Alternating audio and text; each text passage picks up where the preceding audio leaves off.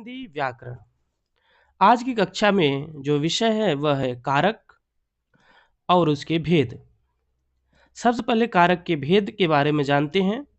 कारक के कुल 8 भेद होते हैं। पहला कर्ता, दूसरा कर्म, तीसरा करण, चौथा संप्रदान, पांचवा अपादान, छठवां संबंध, सातवां अधिकरण और आठवां संबोधन।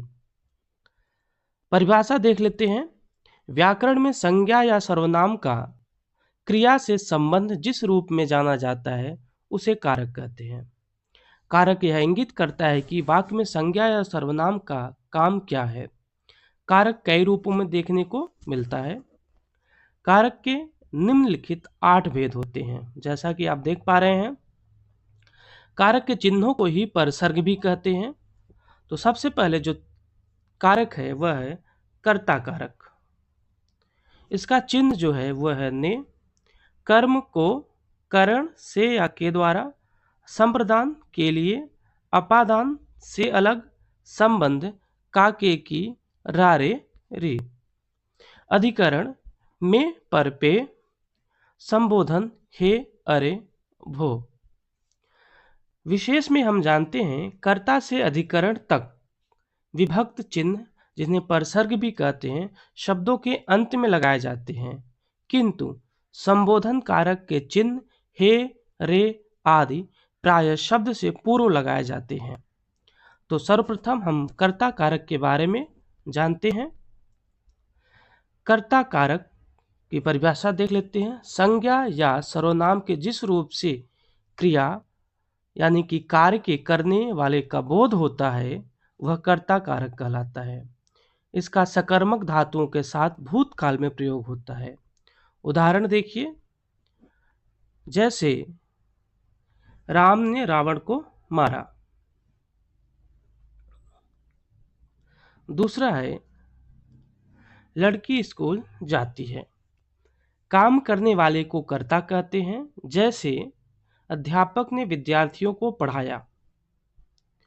इस वाक्य में अध्यापक कर्ता है क्योंकि वह काम करने वाला अध्यापक है। पहले वाक्य में क्रिया का कर्ता राम है, इसमें ने कर्ता जताता है।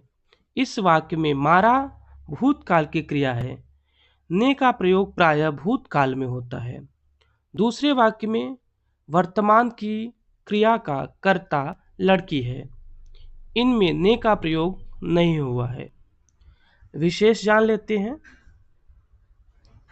भूतकाल में अकर्मक क्रिया के कर्ता के साथ भी ने पर सर्ग नहीं लगता, जैसे वह हंसा। वर्तमान काल व भविष्य काल की सकर्मक क्रिया के कर्ता के साथ ने पर सर्ग का प्रयोग नहीं होता, जैसे वह फल खाता है, वह फल खाएगा। कभी कभी कर्ता के साथ को तथा से का प्रयोग भी किया जाता है, जैसे बालक को सो जाना चाहिए, सीता से पुस्तक पढ़ी गई, रोगी से चला भी नहीं जाता, उससे शब्द लिखा नहीं गया आदि। अब हम आते हैं कर्म कारक पर।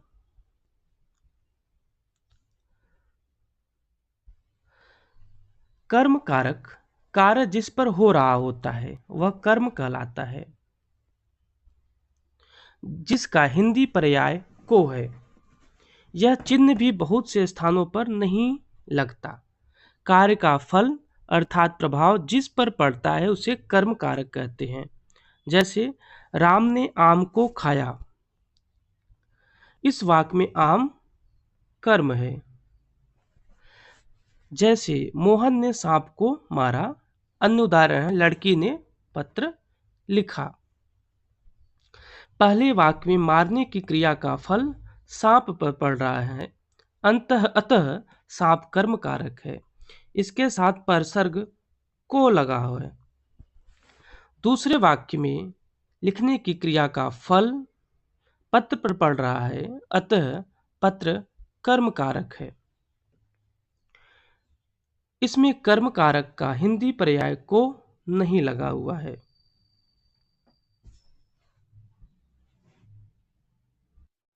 करण कारक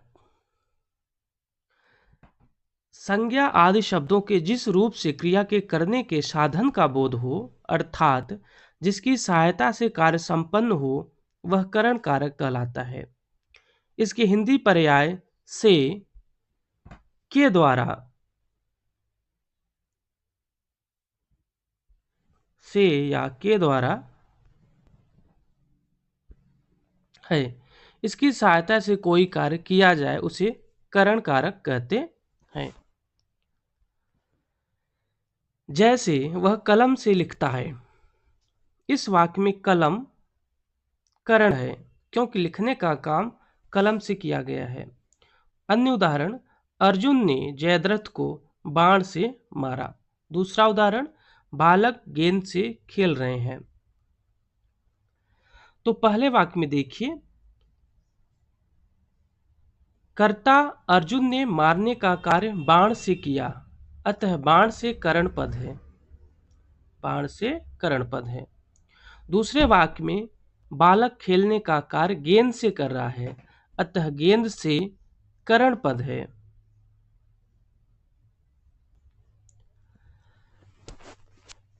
आगे देखते हैं। संप्रदान कारक। संप्रदान का अर्थ है देना, अर्थात कर्ता जिसके लिए कुछ कार्य करता है अथवा जिसे कुछ देता है, उसे व्यक्त करने वाले रूप को संप्रदान कारक कहते हैं। इसका हिंदी पर्याय के लिए है।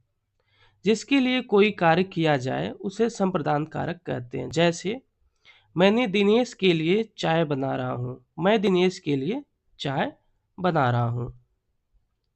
इस वाक्य में दिनेश संप्रदान अवस्था में है। इस वाक्य में दिनेश संप्रदान अवस्था में है, क्योंकि चाय बनाने का काम दिनेश के लिए किया जा रहा है।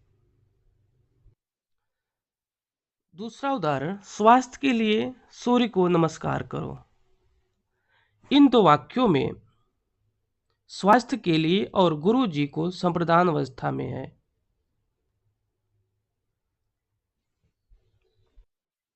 अपादान कारक। संज्ञा के जिस रूप से एक वस्तु का दूसरी से अलग होना पाया जाए, वह अपादान कारक कहलाता है। इसका हिंदी पर्याय से है। कर्ता अपनी क्रिया द्वारा जिससे अलग होता है उसे अपादान कारक कहते हैं। जैसे पेड़ से आम गिरा। पेड़ से आम गिरा। इस वाक्य में पेड़ अपादान अवस्था में है, क्योंकि आम पेड़ से गिरा अर्थात अलग हुआ। आगे देखते अन्य उदाहरण के माध्यम से। बच्चा छत से गिर पड़ा। दूसरा उदाहरण है, संगीता घर से चल पड़ी। इन दोनों वाक्यों में छत से और घर से गिरने में अलग होना प्रकट होता है, अतः घर से और छत से अपादान अवस्था में है। अगला कारक है संबंध कारक। जिस शब्द के जिस रूप से किसी एक वस्तु का दूसरी वस्तु से संबंध प्रकट हो, वह संबंध कारक कहलाता है। इसका हिंदी पर्याय का, के, की, रा, रे, री है। इसका हिंदी पर्याय का, के, की, रा, रे, री है। ये हिंदी सर्वनामों में अभी भी भिन्न कारक के रूप में दिखाई देता है। जैसे राहुल की किताब है। यह राहुल की किताब है। इस वाक्य में राहुल की संबंध अवस्था में है, क्योंकि यह राहुल का किताब से संबंध बता रहा है। अन्य उदाहरण, यह राधे श्याम का बेटा है। दूसरा, यह कमला की गाय है। इन दोनों वाक्यों में राधे श्याम का बेटे से और कमला का गाय से संबंध प्रकट हो रहा है, अतः यहां संबंध अवस्था में है। अधिकरण कारक। शब्द के जिस रूप से क्रिया के आधार का बोध होता है उसे अधिकरण कारक कहते हैं। इनके हिंदी पर्याय में पर है। हिंदी पर्याय में पर है। जैसे, भंवरा फूलों पर मंडरा रहा है। दूसरा, कमरे में टीवी रखा है। इन दोनों वाक्यों में फूलों पर और कमरे में अधिकरण है। जैसे पानी में मछली रहती है। इस वाक्य में पानी में अधिकरण है क्योंकि यह मछली के आधार पानी का बोध करा रहा है। अगला कारक जो अंतिम कारक भी है, संबोधन कारक, जिससे किसी को बुलाने अथवा पुकारने का भाव प्रकट हो उसे संबोधन कारक कहते हैं। और संबोधन का चिन्ह आप देख रहे हैं, ये लगता है। उदाहरण है जैसे अरे भैया, देखिए संबोधन चिन्ह लगा है, क्यों रो रहे हो। दूसरा उदाहरण, हे गोपाल यहाँ आओ। इन वाक्यों में अरे भैया और हे गोपाल संबोधन कारक है। जिस शब्द से किसी को पुकारा या बुलाया जाए उसे संबोधन कारक कहते हैं। जैसे हे राम,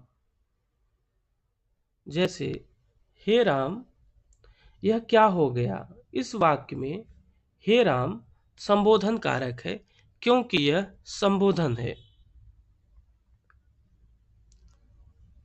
हिंदी में कारक,